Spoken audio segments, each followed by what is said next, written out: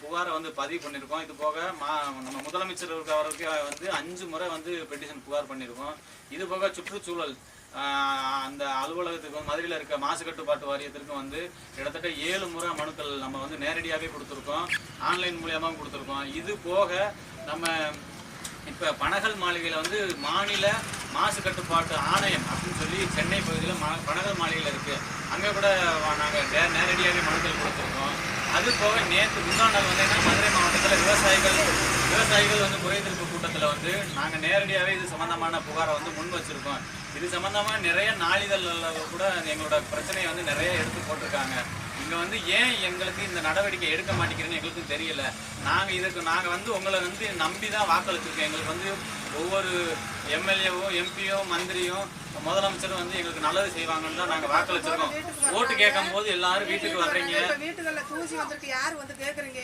நாங்கள் எங்களோட குறைகளை வெளிப்படுத்துற உங்க மனுக்கள் மூலியமா வெளிப்படுத்தினா நீங்க அலட்சியப்படுத்துறீங்க. இப்படி போய்கிட்டு இருந்தா நாங்க சாகிறத விட வேற வழி கிடையாது எங்களுக்கு. இதை நீங்க நாங்க எங்களோட மக்களோட கோரிக்கையா நான் முன்வைக்கிறேன். எங்க கிராமத்துல இருக்க இந்த கல்குவாரி அறவே வேண்டாம். சட்டத்துக்கு புறம்பாதான் இந்த கல்குவாரிகள் அனைத்துமே நடந்துகிட்டு இருக்கு.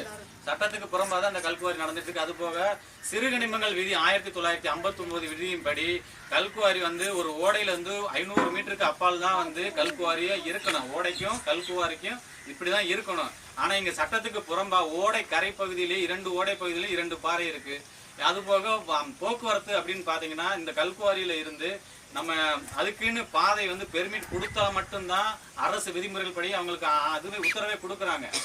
ஒரு கல்குவாரி இயங்கணும் அப்படின்னா பாதையெல்லாம் இருந்தாதான் கொடுக்கணும். ஆனா இங்க பாதையே இல்லாம பொய்யான ஒரு ஆவணங்களை தங்களிடம் காமிச்சு இங்க கடந்த 18 வருடமா இந்த இதை பயன்படுத்திட்டு இருக்காங்க. இதனால வரி இழப்புகள் எவ்வளவு ஆகும்? இந்த கல்குவாரியில முறையான ஆவணங்களை காமிச்சு எல்லாம் ஒண்ணுமே இல்லை. எல்லா ஆவணமே பொய்யான ஆவணம்.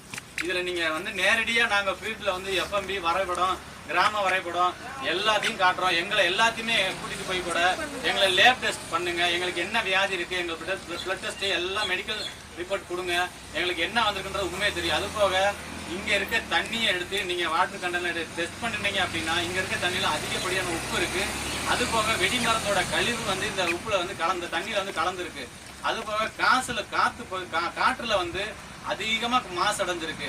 இதெல்லாம் போக இப்ப என்ன ஆயிருக்கு அப்படின்னா இந்த வெடிமருந்து இந்த கல்குவாரியில வெடிக்கிற வெடி கூட 2 மணிக்கு தான் வெடிக்கணும்னு சொல்லி ஒரு அளவு கட்டுப்பாடு இருக்கு. 2 மணிக்கெல்லாம் வெடிக்கல, அதுங்க பாட்டுக்கு நினைச்ச நேரம்லாம் வெடிக்கிறாங்க. அதுக்கப்புறம் பாத்தீங்கன்னா விவசாய நிலங்களுக்காக எங்கள் பகுதியில நிறைய விவசாயங்கள் தான் இருக்கு. இப்ப இங்க இருக்கவங்க எல்லாம் ஆடு மாடு கோழி இந்த மாதிரி வளர்த்துட்டு இருக்காங்க. இந்த ஆடு மாடுகளும் விவசாயத்துக்கு இந்த ஓட வழியை தான் நாங்க பயன்படுத்தக்கூடிய வாய்ப்பு இருக்கு. இந்த ஓடையில நாங்க கடந்து போகணும் அப்படின்னா முடியல, மாடு கண்டெல்லாம் போக முடியல. அவ்வளவு கிட்டத்தட்ட 300 லாரி ஒரு நாளைக்கு பயணிக்குது. என்னதான் பண்றதுன்னே தெரியல. ஒவ்வொரு லாரியும் கிட்டத்தட்ட 10 டன்னு 5 டன்னு தான் ஏற்றணும் அளவு இருக்கு. ஆனா இங்க 90 டன்னு 80 டன்னு 70 டன்னு கொண்ட கொள்ளளவுல தான் இங்க இருக்க வாகனங்கள் அனைத்துமே போகுது. இது முறைப்படி தார்பாய் போட்டு தான் போகணும்னு சொல்லி மாசு கட்டுப்பாட்டு வாரியம் விதியா இருக்கு. ஆனா இங்க ஒரு லாரிக்கு கூட தார்பாய் போட்டோ அதை பொத்தியோ அந்த மாதிரிலாம் போகவே மாட்டிக்கிறாங்க. இதை நாங்க நேரடியாவே சம்பந்தப்பட்ட துறை அதிகாரிகிட்ட எத்தனை முறை தான் சொல்றது. இதுக்கு மேல நாங்க அழுத்து போயிட்டோம். இதுக்கு மேல இப்படி போயிட்டு இருந்தா நாங்க ஒண்ணுமே பண்ண முடியாது. இது போக எங்க பக்கம் வாழை மரம் நிறைய விவசாயம் பண்றாங்க. அந்த வாழை இலையெல்லாம் அறுத்து சாப்பாட்டுக்கு அவங்க நீங்க சுற்றுச்சூழல வாழை இலையை பயன்படுத்த சொல்றீங்க. இந்த வாழை இலையெல்லாம் நாங்க கொடுக்கணும் அப்படின்னு பார்த்தா இந்த கல்குவாரினால வர தூசினால இந்த வாழை இலை எல்லாம் மோசமாயிருது.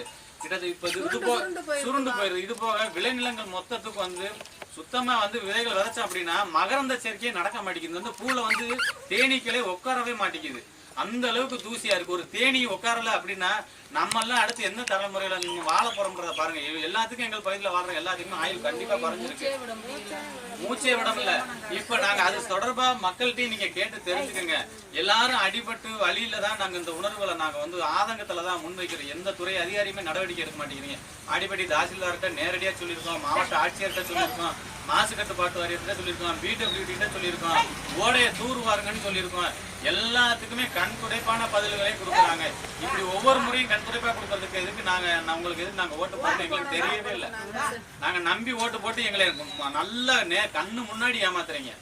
நாங்க இதுக்கு மேல என்ன பண்றதுன்னு தெரியல. இத வந்து மாண்புமிகு தமிழக முதல்வர், இது சம்பந்தப்பட்ட துறை அதிகாரிகள்லாம், இது நான் உங்கள் வீட்டு பிள்ளையாக எங்களை நினைச்சுக்கிட்டு எங்களை காப்பாத்தி இந்த கல்குவாரியை வந்து முற்றிலும் தடை செய்ய வேண்டும். சட்டத்துக்கு உட்பட்டு இருந்தா பரவாயில்ல, சட்டத்துக்கு புறம்பாதாங்க இருக்கு. அதனால வந்து தீரும்.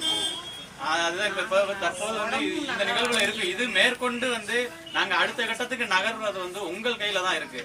இந்த மக்கள் எல்லாம் நாங்க ஒன்று கூடி இது அடுத்த கட்டத்துக்கு போறதுக்கு முன்னாடி நீங்களே இந்த துறை சார்ந்த அதிகாரிகளை வச்சு இதுக்கான நல்ல நடவடிக்கைகள் எடுக்கப்பட்டுச்சுன்னா நாங்க இதோட இப்படி நாங்க விட்டுருவோம். நாங்களும் நல்லபடியா வாழணும் நாங்களும் நினைக்கிறோம். இதவே நாங்க முறையிட்டுக்கிட்டு எத்தனை முறை 31 கம்ப்ளைண்ட் பண்ணியிருக்கோம்.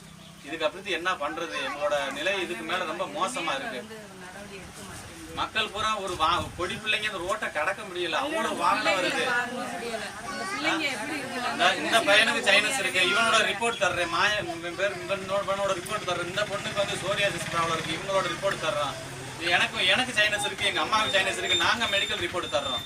இதெல்லாம் என்ன தூசினால வருது? எங்க பகுதியில வந்து ஆய்வு பண்ணி முதல்ல